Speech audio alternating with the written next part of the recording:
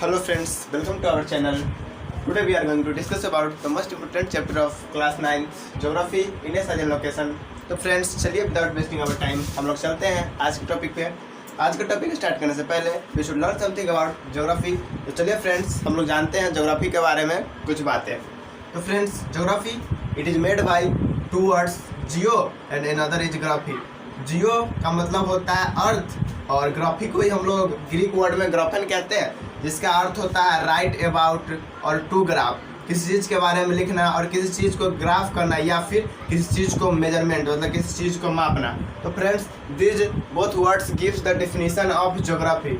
So friends we can say that the measurement of earth is called geography. तो friends ये बच्चों वाली definition है, ये हम लोग क्लास 8 तक पढ़ते आए हैं।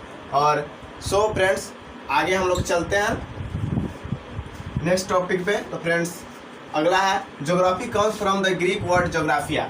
ज्योग्राफी ग्रीक वर्ड ज्योग्राफिया से बना हुआ है, जिसका अर्थ होता है टू डिस्क्राइब द अर्थ, मतलब पृथ्वी को डिस्क्राइब करना, मतलब पृथ्वी के विभिन्न फिजिकल फीचर्स को डिस्क्राइब करना। विभिन्न फिजिकल फीचर्स कहने का मतलब climate, soil, land forms, natural vegetation and etc., मतलब पृथ्वी की जलवायु, पृथ्वी पे लैंड फॉर्म्स कैसा है, सोयल कहाँ पे कैसा है, इस चीज़ के बारे में हम लोग फिजिकल फीचर्स में पढ़ते हैं।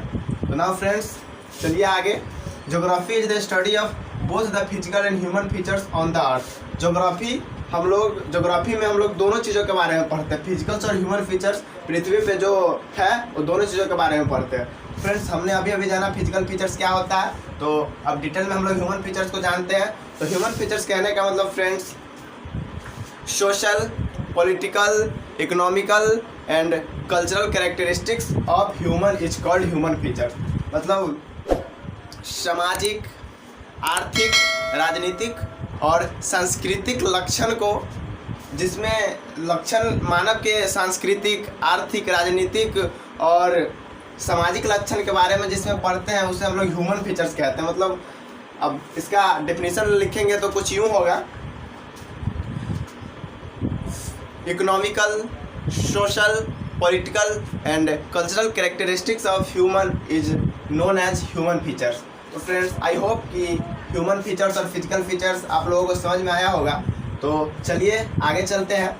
The two major branches of geography are, मतलब मेन रूप से ज्योग्राफी का दो ही ब्रांच होता है, मुख्य रूप से ज्योग्राफी का दो ब्रांच होता है, physical geography and another is cultural geography. तो फ्रेंड्स फिजिकल ज्योग्राफी कहने का मतलब study of physical features and change on the earth surface, मतलब कहने का मतलब फ्रेंड्स वैसी ज्योग्राफी जिस ज्योग्राफी में हम लोग फिजिकल फीचर्स और उसके अर्थ सरफेस पे बदलाव के बारे में पढ़ते हैं उसे हम लोग फिजिकल ज्योग्राफी कहते हैं। मतलब जैसे कि लैंड फॉर्म्स, क्लाइमेट, क्योंकि क्लाइमेट तो चेंज होता रहता है अर्थ सरफेस के अकॉर्डिंग, इसीलिए इसको हम लोग फिजिकल ज्योग्राफी में पढ़ते हैं। और फ्लोरा एंड फौना आप लोग 8 क्लास में काफ़ी अच्छे से पढ़े होंगे। और इसलिए फ्रेंड्स अब चलते हैं नेक्स्ट पे। तो नेक्स्ट है कल्चरल ज्योग्राफी। तो फ्रेंड्स आई होप कि कल्चरल ज्योग्राफी आप लोगों को नाम से ही स्पष्ट होता होगा कि study of humans and their ideas and the impact of human ideas and actions on the अर्थ। कहने का मतलब जिसमें हम लोग ह्यूमन के बारे में पढ़ते हैं, उसके विचारधारा के बारे में पढ़ते हैं, उस विचारधारा का महत्व क्या है, मतलब इंसान के विचारधारा का महत्व क्या है, और इंसान का एक्शंस मतलब विभिन्न एक्शंस कि जैसे होता है ना, जैसे सांस्कृतिक कहने का मतलब रहन सहन, और उसी में हम लोग सामाजिक बोलेंगे तो बोलचाल कैसा, मतलब विभिन्न जगह पे विभिन्न प्रकार का होता है। इसलिए फ्रेंड्स आई होप कि ये बातें आपको समझ में आई होगी।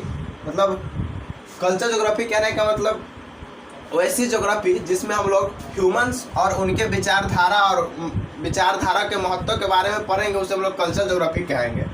तो फ्रेंड्स यह थी ज्योग्राफी के बारे में कुछ मोटी मोटी बातें जिसे हम लोगों ने किया। और अब चलते हैं टुडेज टॉपिक। तो फ्रेंड्स आज का टॉपिक है India size and location. Friends India मतलब भारत, साइज और लोकेशन। साइज और लोकेशन का मतलब भारत क्या है, साइज और लोकेशन क्या है। लोकेशन कहने का मतलब लोकेशन विश्व ग्लोब में लोकेशन भारत का क्या है। ये ग्लोब है फ्रेंड्स, देख सकते हैं आप लोग, ये ग्लोब है। और फ्रेंड्स ग्लोब में भारत की लोकेशन क्या है, कहने का मतलब कि नॉर्थ पोल में है या फिर साउथ पोल में है, इसी को हम लोग जानेंगे डिटेल में आगे। इसलिए चलते हैं friends. Now globe, globe is an empirical model of earth. मतलब ग्लोब है एक एम्पेरिकल मॉडल ऑफ अर्थ है। एम्पेरिकल कहने का मतलब प्रयोगों पर आधारित। हमने इस वर्ड का हिंदी में लिख दिया है, अगर आप लोगों को ना समझ में आए तो हिंदी इसका कृपया लिख ले। तो फ्रेंड्स एंड एम्पेरिकल मतलब प्रयोगों के आधार पर हम लोग पृथ्वी का मॉडल बनाते हैं, उसी को हम लोग ग्लोब के नाम से जानते हैं। तो फ्रेंड्स आई होप कि इतना आप लोगों को समझ में आया होगा। तो चलिए फ्रेंड्स इसको इरेज करके हम लोग आगे पढ़ते हैं। आगे हम लोग जानेंगे ग्लोब के बारे में और इसके लैटिट्यूड लॉन्गिट्यूड के बारे में हम लोग आगे पढ़ते हैं। तो फ्रेंड्स चलिए आगे चलते हैं हम लोग। तो फ्रेंड्स हम लोगों ने अभी अभी ज्योग्राफी का इंट्रोडक्शन किया है। अब हम लोग India side and location chapter का मेन टॉपिक ग्लोब के बारे में पढ़ने जा रहे हैं।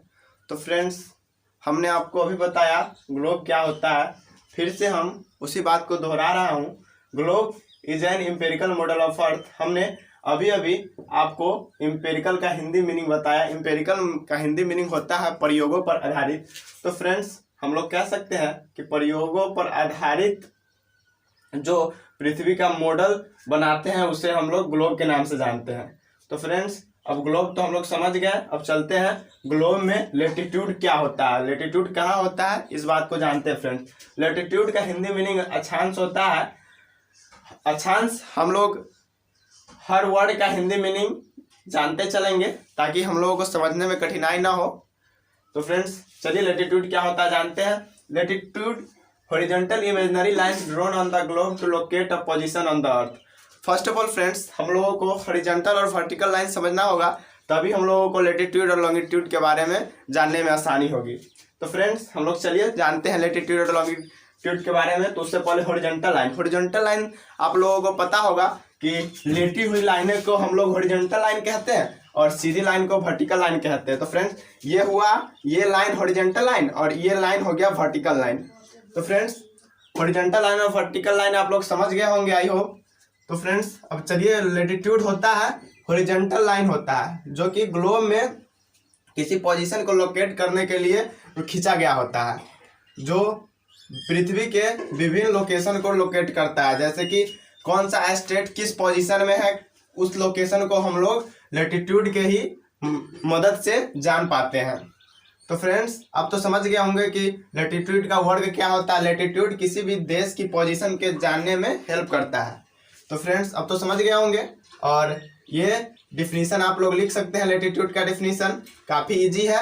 Horizontal imaginary lines drawn on the globe to locate a position on the earth. मतलब हॉरिजॉन्टल लेटी हुई लाइनें जो ग्लोब में खींचा गया होता है किसी पोजीशन को लोकेट करने के लिए, उसे हम लोग लेटिट्यूड कहते हैं। तो फ्रेंड्स अब चलिए जानते हैं लेटिट्यूड के बारे में डिटेल में। तो 0 degree latitude is known as equator.